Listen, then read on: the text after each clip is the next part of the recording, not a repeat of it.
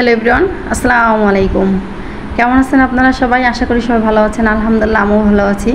তো গতকালকে ঈদের ভিডিও আজকে আমি আপলোড করতেছি, যেহেতু ভয়েসের কারণে গতকালকে ভিডিও আপলোড করতে পারিনি, তা আজকে ভয়েস দিয়ে ঈদের পরের দিন আপলোড করতেছি। তো এদিকে সকালে সমস্ত কাজবাজ সেরে ঈদের দিন চলে আসছি আমি রান্না করতে।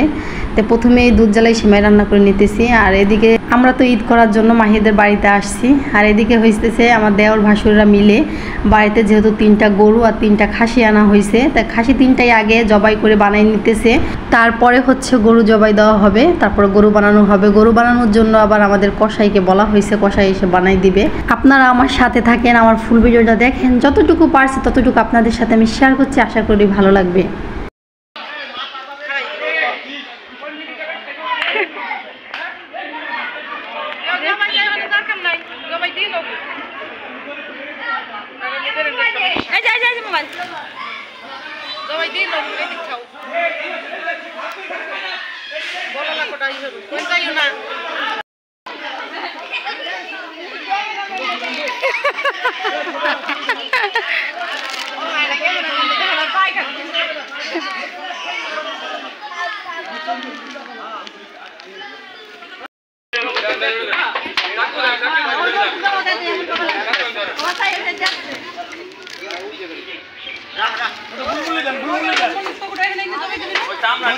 আপনারা নিয়ে না কেউ আনবানি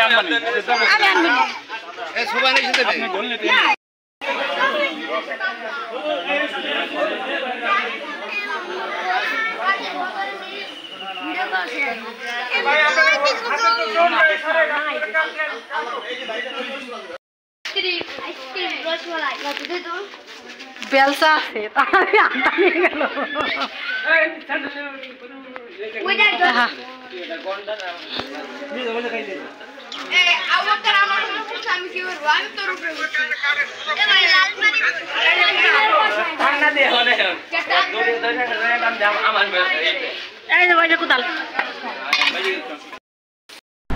গরুর গোশ বানানোর প্রথমে 6 কেজির মতন মাইপে আনা হয়েছে ঘরে রান্না করার জন্য, মানে ওইটা ভাগের সময় পরে আবার ঠিক করে নেওয়া হবে। আর গরু বানাতে অনেকটা দেরি হবে, এই জন্য প্রথমে 6 কেজি মাইপে আনা হয়েছে যাতে আগে ভাগে রান্নাটা করা হয়।